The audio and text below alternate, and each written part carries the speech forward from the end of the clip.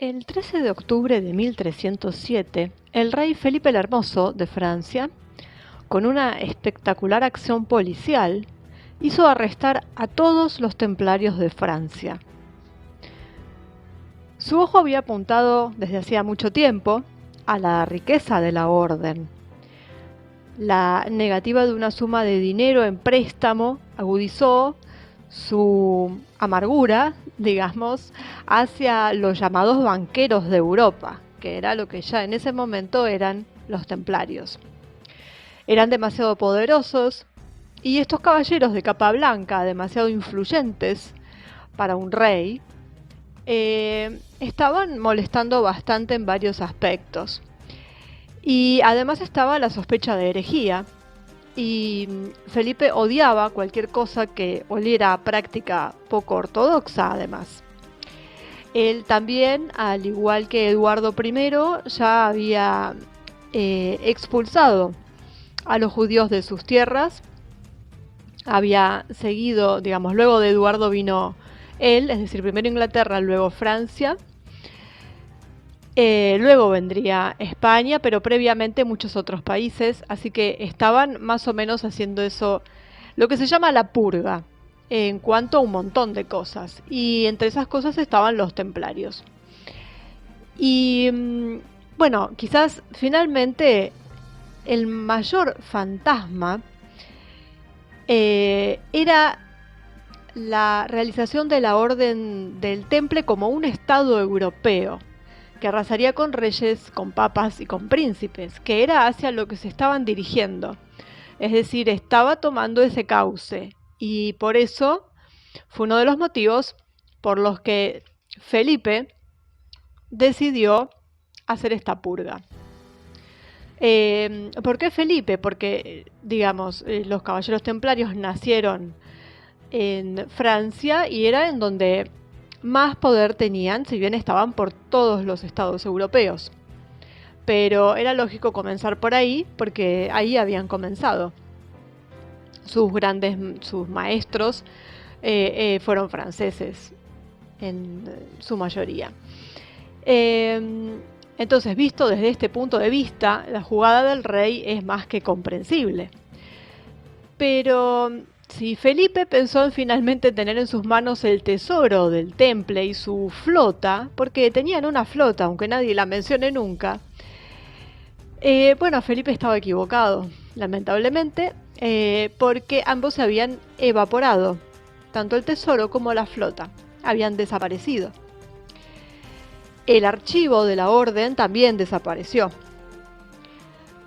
Probablemente el tesoro durmió escondido en algún lugar secreto y nunca salió de Francia, porque era un importante legado de la tradición templaria y testigo esencial cuando la hermandad llamada herética ya en ese momento había logrado ya reorganizarse en una nueva sociedad secreta posteriormente a esto. Entonces necesitaban de ese tesoro. Pero, así que bueno, podemos imaginar qué es lo que pasó con el tesoro. Pero ¿dónde está la flota? Que estaba constituida por 18 galeras. Bueno, además de los numerosos comandantes europeos, la orden poseía importantes puertos, tanto en el norte como en el sur de Francia. Por ejemplo, el puerto de Boulogne, el puerto de Marsella, que servían para mantener un contacto o una relación, digamos, con Inglaterra. Puestos importantes para el comercio con las regiones mediterráneas y para el transporte de peregrinos a Tierra Santa. También en España e Italia había puertos templarios. Los barcos de la orden eran particularmente solicitados porque estaban equipados con una escolta armada. Y era un factor esencial en un momento en el que los peregrinos que partían hacia Tierra Santa a veces eran vendidos por el capitán del barco como esclavos al mejor postor. Entonces, obviamente, además floreció el comercio templario de textiles, porcelanas, vinos, vidrios y especias. En Tierra Santa los templarios llevaban armas y hombres y compraban productos orientales. y sus clientes estaban principalmente en las Islas Británicas y en las ciudades alemanas. Y acá es donde entra en juego un puerto muy importante, que es el puerto francés de La Rochelle. La Rochelle está ubicada en una ensenada natural y en consecuencia una excelente posición de defensa ante posibles ataques enemigos. Además, desde la ciudad de La Rochelle partían 6 rutas principales que atravesaban Francia y permitían una rápida distribución de mercancías por todo el país. En La Rochelle hubo una importante encomienda de la Orden del Temple y la ciudad era en ese momento muy poblada y era un gran centro de comercio. El primer documento que atestigua la presencia templaria en La Rochelle se remonta al año 1205. Inicialmente la ciudad fue una espectadora, digamos, de la competencia entre los templarios y los giovanitas. Luego los templarios se convirtieron en el poder indiscutible, especialmente gracias al comercio del vino con Inglaterra. Evidentemente el éxito de la orden solo pudo despertar la envidia de otros comerciantes y sabemos que algunos de estos protestaron ante el rey Enrique de Inglaterra. Enrique, que era un Plantagenet, que tras su matrimonio con Leonor de Aquitania había tomado posesión del territorio, organizó una comisión de investigación a favor de los ciudadanos de La Rochelle. Pero la guerra que se vio obligado a librar contra el rey Luis VII de Francia bloqueó el procedimiento. Entonces la Orden del Templo, mientras tanto, se puso del lado de Luis, poniendo a su disposición grandes sumas de dinero. Militarmente, sin embargo, la Orden prefirió mantener la neutralidad. Los templarios, que cultivaron una buena relación con Enrique de Inglaterra y poseían varios enclaves en sus islas, no pudieron participar activamente en el conflicto. En cambio, intentaron intervenir como mediadores entre los dos poderes con acciones diplomáticas. En 1307, tras el arresto de los templarios franceses, el comandante de La Rochelle, Guillaume de Liège, de 80 años, entregó su mando al rey para escapar de la tortura, pero no los barcos, que además estaban lejos del puerto. Probablemente los dignatarios de la orden fueron advertidos a tiempo del inminente arresto por parte del rey. Por muy oportuna y secreta que fuera la maniobra de Felipe, la orden tenía los mejores informantes, obviamente. Y también conocemos la existencia de 2 listas, una está en la Biblioteca Nacional de París y la otra en los archivos vaticanos, que atestiguan la fuga de varios dignatarios de la orden antes de las detenciones. Los templarios lo sabían y zarparon sus barcos en el momento más propicio, sin llamar la atención. El comandante de La Rochelle ciertamente no carecía de medios. Y hasta el fatídico año 1628, cuando el cardenal Richelieu ordenó la destrucción de la ciudad como medida punitiva contra los hugonotes, La Rochelle había sido el puerto más rico de Europa. Pero el asedio del cardenal y el terrible incendio que siguió arrasaron la ciudad y 25.000 habitantes perdieron la vida. La Rochelle hoy es el resultado de la reconstrucción ordenada por el propio Richelieu después de la masacre. Pero bueno, esto fue un paréntesis, ¿no? La pregunta es, ¿a dónde fue la flota templaria?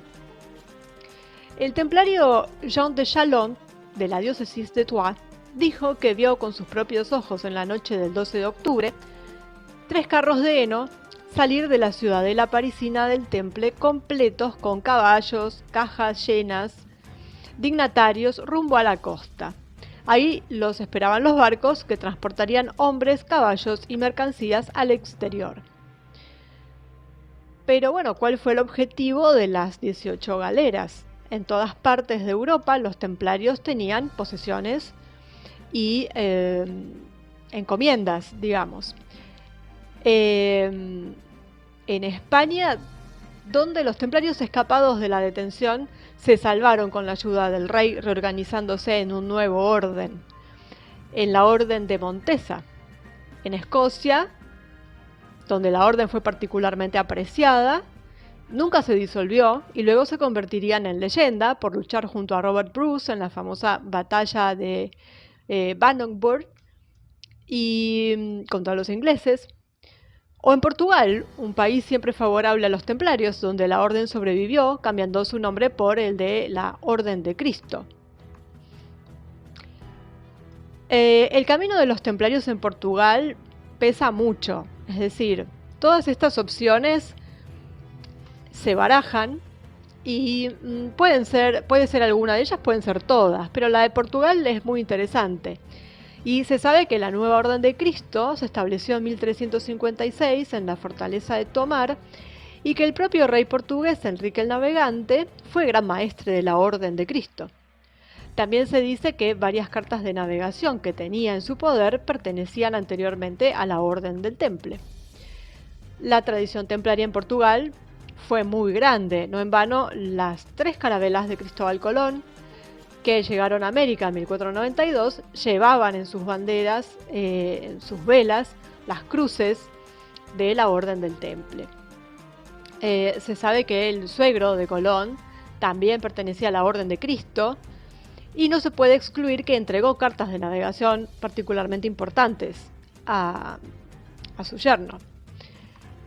Entonces, algunos investigadores fueron mucho más lejos y señalaron que el puerto de La Rochelle era un punto de partida estratégico para navegar fuera de Europa y que los barcos templarios pueden haber llegado incluso al continente americano, casi 200 años antes que Colón.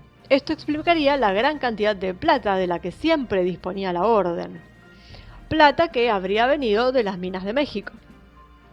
La idea obviamente no es absurda porque, como ya sabemos, también los vikingos, durante sus atrevidos viajes, habían llegado a América, y no se puede descartar que otros pueblos antiguos lo hicieran antes que ellos, como ya vimos en otro video que también se encontraron vestigios romanos.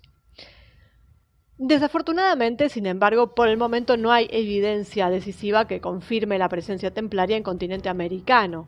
No hay rastros, pero lo mismo ocurre con las 18 galeras. Desaparecieron en el aire, como si fueran los veleros fantasmas de una historia de Joseph Conrad. Pero, bueno, la realidad es que esto pasó luego de la purga, de esos arrestos cinematográficos que se llevaron a cabo, sobre todo en particular en Francia.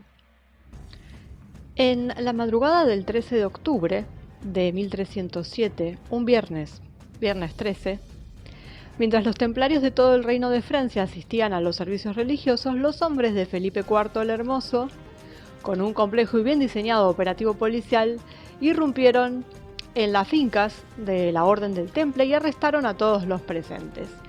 Y a continuación se instituyeron 2 juicios. El primero, que empezó el 19 de octubre y terminó el 24 de noviembre de 1307, fue dirigido por los investigadores del rey. Y el segundo fue del 8 de agosto de 1309 al 5 de junio de 1311, llevado a cabo por los inquisidores del Papa Clemente V. Ambos juicios terminaron el 18 de marzo de 1314 con la famosa quema del maestro Jacques de Molay y sus dignatarios en la Île aux Juifs, que significa la isla de los judíos, en París, en medio del Sena. Y durante todo este periodo, que fue bastante extenso desde que comenzaron los interrogatorios, se escuchó a más de 500 caballeros templarios y a varios testigos laicos. Algunos dicen que, bueno, obviamente hubo testimonios tomados bajo tortura, lo normal para la época, lamentablemente. Y bueno, eso lo veremos en futuros videos, pero bueno, cayeron sobre ellos muchas acusaciones, entre ellas la de herejía y la de adoración al diablo en la forma del Baphomet, además de otras que tenían más que ver con cuestiones económicas y de política. Pero bueno, Llevaron unos cuantos años para hacer toda la investigación y recopilar todos estos testimonios, obviamente obtenidos, algunos eran espontáneos, otros no, evidentemente. Pero bueno, la realidad es que ahí es donde tenemos, bueno, todo el proceso, como si bien Felipe hizo este operativo de la forma más espectacular, ellos obviamente con la red de servicio secreto, podría decirse, que tenían paralela al Estado, sabían exactamente qué era lo que iba a suceder. Entonces, también, bueno, hubo motivos para que Jacques de Molay se dejara apresar. Es decir, apresaron a quienes se dejaron apresar porque muchos escaparon. De hecho, fueron muchos los apresados, pero escaparon muchísimos, y además esto solamente se llevó a cabo en Francia. En los demás países donde estaba la orden, esto no sucedió. Entonces, los caballeros de la orden ahí no sufrieron ninguna persecución en cuanto a que no fueron arrestados. Obviamente después la orden se diluyó y cambiaron simplemente de nombre, o se infiltraron en otras, o pasaron a ser cobijadas por otras órdenes.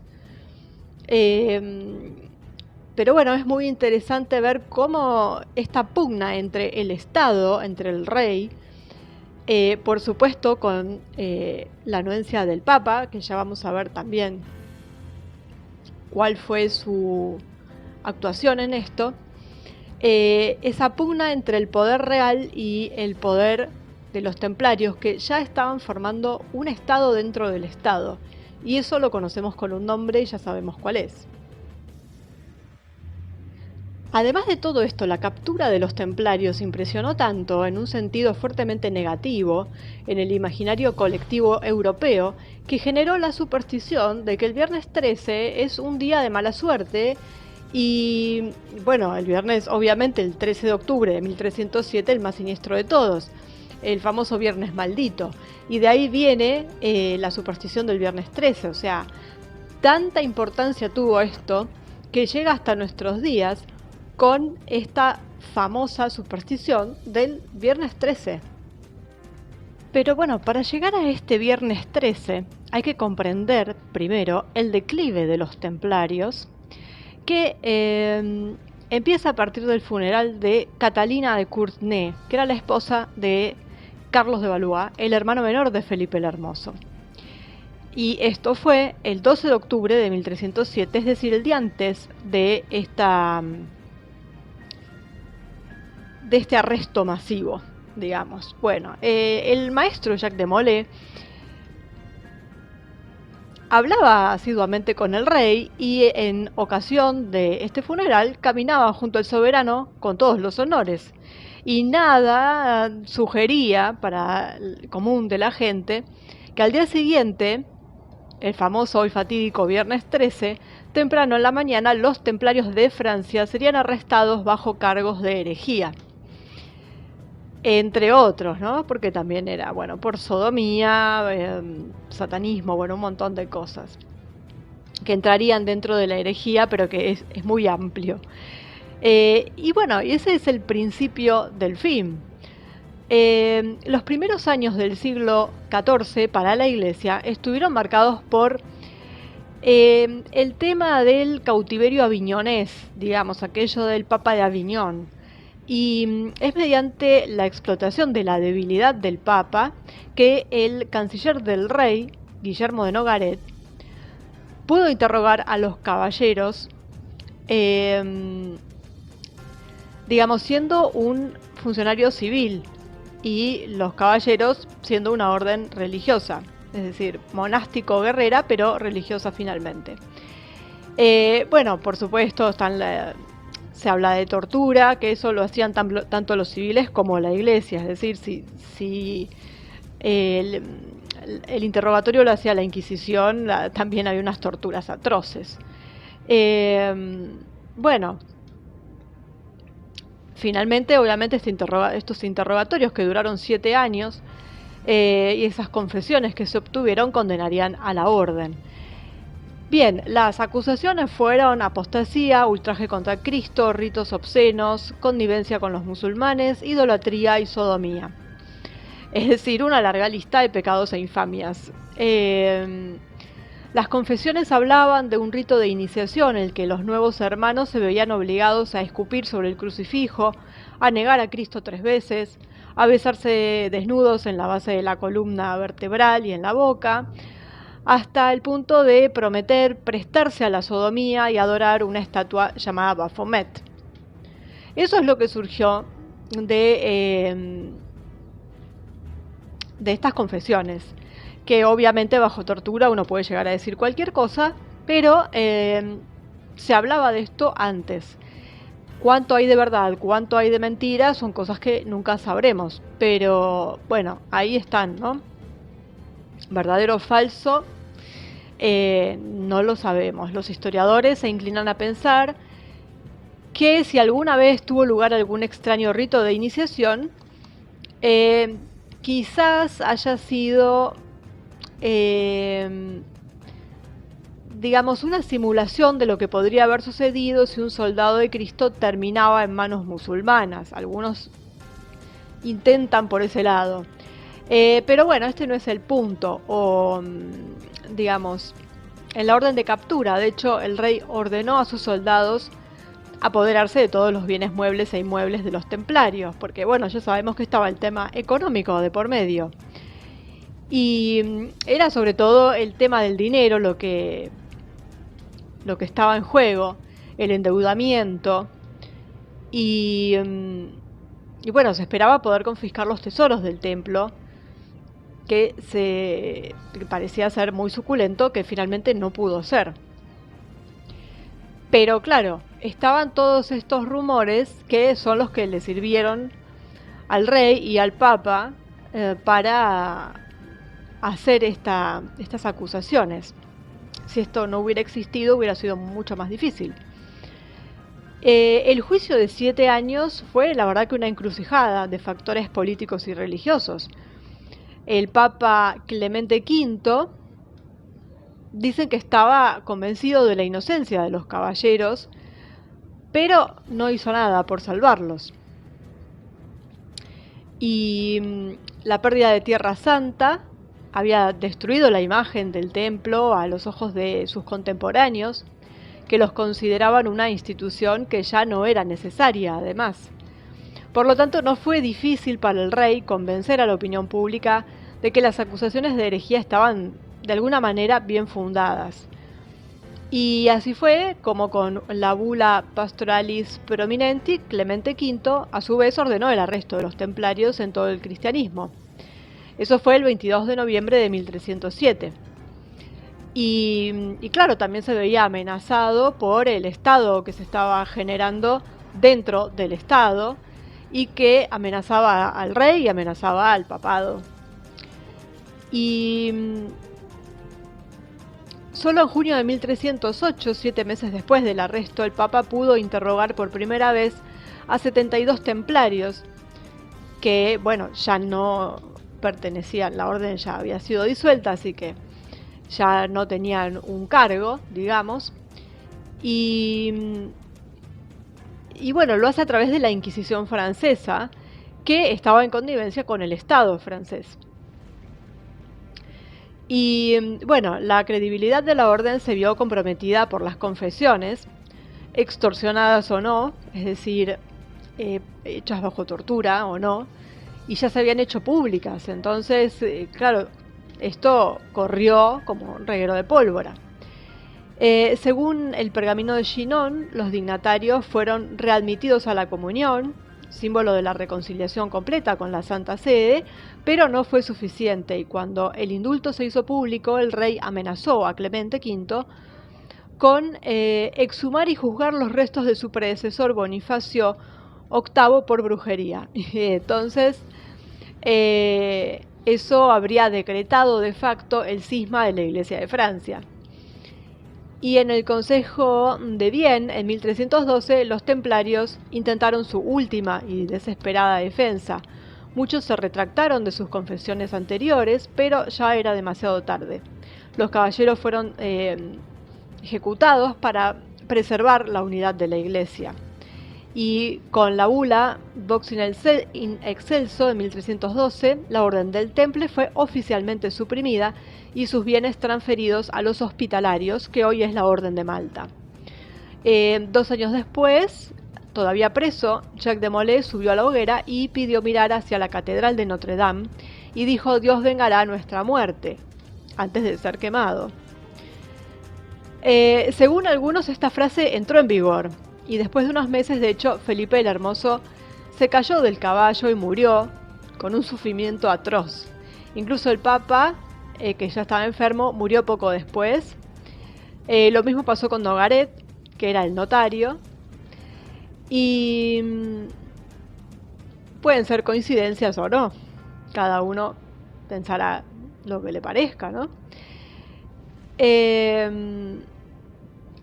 Entonces, ¿qué pensar al respecto, no? Evidentemente, por más que el Papa pensara que ellos no eran herejes, los condenó. Y los condenó para mantener la unidad de la Iglesia, es decir, para mantener su papado, en realidad. Por más que el rey lo haya influenciado, o lo que sea, él se dejó influenciar, era el Papa. Y en esa época, sobre todo, el Papa tenía un poder impresionante y no lo ejerció. Entonces, de cierta manera, aunque haya pensado que los templarios no fueran culpables de lo que se les endilgaba, tampoco a él le convenía que estuvieran ni que existieran.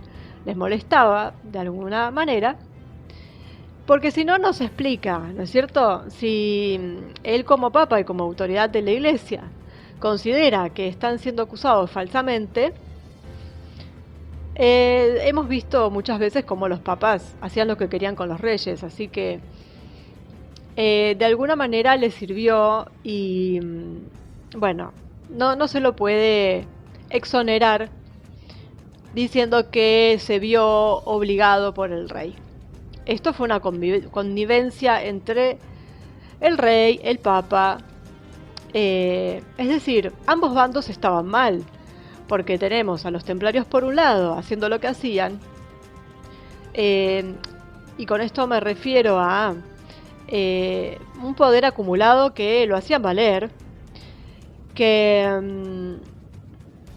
eran los banqueros en ese momento de Europa, es decir, todo muy distante de la religión para empezar, que manejaban un poder inaudito, que de pobres caballeros sinceramente ya no tenían nada, que habían sido creados justamente para actuar en Tierra Santa y ya no tenían nada que hacer en Tierra Santa y seguían siendo una orden con cada vez más poder.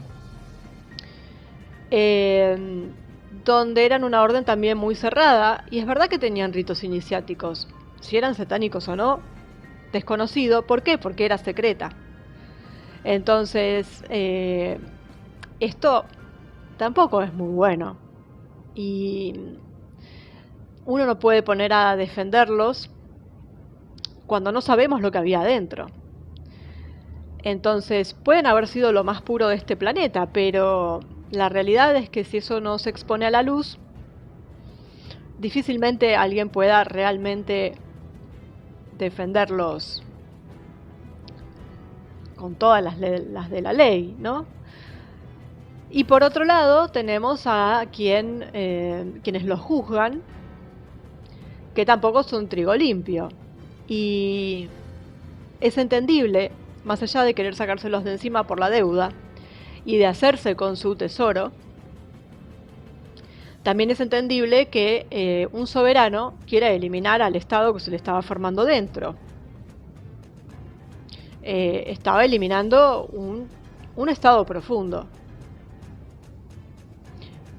Es lógico pensarlo. Bueno o malo, Felipe IV tampoco lo sabemos, sí. Era ambicioso, quería el tesoro, quería sacarse de encima la deuda, pero veía su corona tambalear también y tenía poder, era el rey. Lo mismo le pasaba al Papa. Así que tenemos dos bandos que Bueno, como siempre, ¿no? La historia de los dos bandos que en este caso no es que fueran lo mismo, pero sí que cada uno tenía su parte oscura. Y fue una lucha entre partes oscuras. Ninguno estaba luchando por la religión ni eh, por librar al mundo de algo malo ni por hacer un mundo bueno. Estaban luchando por su poder, por mantener su poder por encima del otro. Y así fue la purga de los templarios, que, digamos, fue una purga entre comillas, porque murieron, sí, ejecutaron al gran maestre, a algunos cabecillas, es decir, algunos importantes, pero la realidad es que dejó de existir con ese nombre y nada más que eso. Ahí tenemos a la Orden de Malta, ahí tenemos a los Caballeros de Cristo, bueno, diferentes logias y órdenes que fueron creadas y otras que ya estaban creadas pero que acogieron a estos caballeros que quedaron sin orden. También sabemos que el tesoro nunca se encontró, pero que hubo órdenes que crecieron mucho, así que ya sabemos para dónde fue este tesoro. Nos queda la duda de la flota. Pero bueno, la realidad es que hubo una transformación y nada más que eso. Claro que le sirvió a Felipe, le sirvió a Clemente, aunque hayan muerto muy poco tiempo después, por la maldición o no, pero se sacaron de encima la deuda, no se pudieron quedar con el tesoro y lograron descabezar a la orden y que no formaran ese estado, pero sí que las otras órdenes se repartieran diferentes